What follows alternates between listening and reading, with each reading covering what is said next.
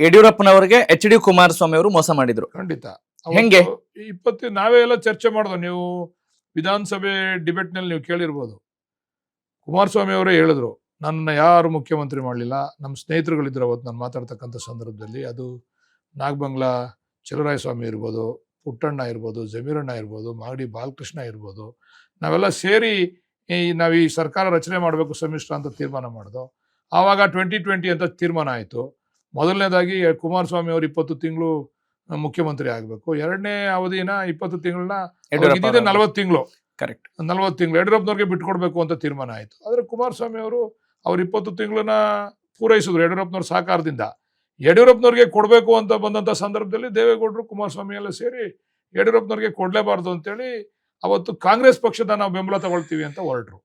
ಅವಾಗ ಕಾಂಗ್ರೆಸ್ನವರು ಬಹಳ ಬುದ್ಧಿವಂತಿಕೆಯಿಂದ ಬೆಂಬಲ ಕೊಟ್ಟು ವಾಪಸ್ ತಗೊಂಡು ಚುನಾವಣೆ ಬರ್ತಕ್ಕಂಥ ರೀತಿಯಿಂದ ಅವ್ರು ನಡ್ಕೊಂಡ್ರು.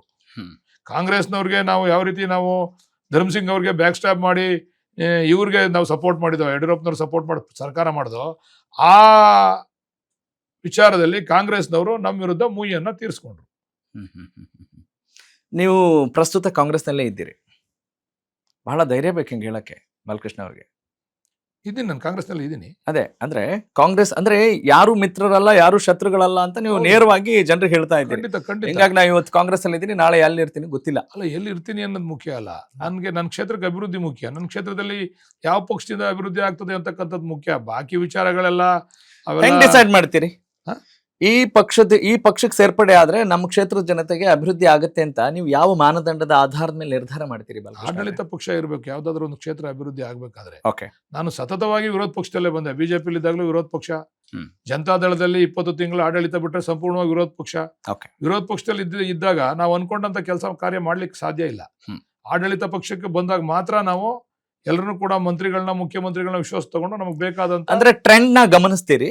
ಯಾವ ರೀತಿ ಟ್ರೆಂಡ್ ಇರುತ್ತೆ ಆವಾಗ ಆ ಪಕ್ಷಕ್ಕೆ ಹೋಗ್ತೀವಿ ಅಂತ. 5 ವರ್ಷ ನಮ್ಗೆ ಅವಕಾಶ ಕೊಟ್ಟಿದ್ದಾರೆ ಕಾಂಗ್ರೆಸ್ ನಲ್ಲಿ. ಇದೇ ನನಗೆ ಮೊದಲನೇ ಸಂಪೂರ್ಣ ಆಡಳಿತ ಪಕ್ಷ ಸಿಕ್ಕಿರೋದು. ಈಗ ಅಭಿವೃದ್ಧಿ ಮಾಡ್ತಾ ಇದ್ದೀನಿ. ಈ ಅಭಿವೃದ್ಧಿ ಇನ್ನೂ 5-10 ವರ್ಷ ನನ್ನ ತಲೆ ಕಾಯ್ತದೆ. ಅದರಿಂದ ಈಗ ನಾನು ವಿರೋಧ ಪಕ್ಷದಲ್ಲಿ ಇದ್ದು ಕೆಲಸನೇ ಮಾಡದೆ ಜನಗಳ ಕೈಲಿ ಬಯಸ್ಕೊಳ್ಳೋದ್ ಬದಲು ಆಡಳಿತ ಈಗ 5 ವರ್ಷ ಮಾಡಿದ್ದೀನಿ. ಸಾಕಷ್ಟು ಅಭಿವೃದ್ಧಿ ಮಾಡ್ತಾ ಇದ್ದೀನಿ.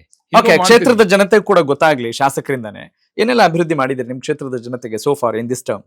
ಕುಡಿಯೋ ನೀರಿನ ವಿಚಾರ ಇರ್ಬೋದು, ಕೆರೆಗಳನ್ನ ತುಂಬಿಸ್ತಕ್ಕಂಥ ವಿಚಾರ ಇರ್ಬೋದು, KPSC ಶಾಲೆಗಳನ್ನ ಪ್ರಾರಂಭ ಮಾಡ್ತಕ್ಕಂಥದ್ದು ಇರ್ಬೋದು, ಡಿಪ್ಲೊಮಾ ಕಾಲೇಜ್ನ ಪ್ರಾರಂಭ ಮಾಡ್ತಕ್ಕಂಥದ್ದು ಇರ್ಬೋದು, ಮತ್ತು ಸ್ಟೇಡಿಯಂಗಳನ್ನ ನಿರ್ಮಾಣ ಮಾಡ್ತಾ ಇರ್ತಕ್ಕಂಥದ್ದು ಇರ್ಬೋದು, ರಸ್ತೆಗಳನ್ನ ಪ್ರತಿ ಗ್ರಾಮಕ್ಕೂ ಕೂಡ ರಸ್ತೆಗಳನ್ನ, ಕಾಂಕ್ರೀಟ್ ರಸ್ತೆಗಳನ್ನ ಮಾಡ್ತಾ ಇರ್ತಕ್ಕಂಥದ್ದು ಸಂಪೂರ್ಣ ನನಗೆ ಗೊತ್ತಿದ್ದಂಗೆ ಎಲ್ಲ PWD ರಸ್ತೆಗಳನ್ನು ಕೂಡ ಈ ಅವಧಿನಲ್ಲಿ ಸಂಪೂರ್ಣವಾಗಿ ಡಾಂಬರೀಕರಣ ಮಾಡಿ ಮುಗಿಸ್ತಕ್ಕಂಥ ಕೆಲಸ ಮಾಡ್ತೀವಿ. You are so happy about your work? Definitely 100%. ಆದ್ರೂ ಶಾಶ್ವತ ಕುಡಿಯೋ ನೀರಿನ ಸಮಸ್ಯೆ ಇದ್ದೇ ಇದೆ. ಇವರು ಮಾಗಡಿಗೆ ಇನ್ನು ನೀರನ್ನ ತರೋಕ್ಕಾಗಿಲ್ಲ ಅಂತದ್ರಲ್ಲಿ ಆ ಕ್ಷೇತ್ರದ ಜನತೆಗೆ, ಆ ಕ್ಷೇತ್ರದ ರೈತರ ಮೇಲೆ, ಹೊಟ್ಟೆ ಮೇಲೆ ಹೊಡಿತಾ ಇದ್ದಾರೆ ಅನ್ನೋ ದೊಡ್ಡ ಆರೋಪ ಬಾಲಕೃಷ್ಣ ಅವ್ರ ಮೇಲೆ ಇದೆ. ಯಾವ ವಿಚಾರ ಅಂತ ನನಗೆ ಗೊತ್ತಾಗಲ್ಲ. ಬಿಡದಿ ಟೌನ್ಶಿಪ್ ವಿಚಾರಕ್ಕೆ ಸಂಬಂಧಪಟ್ಟ ಹಾಗೆ.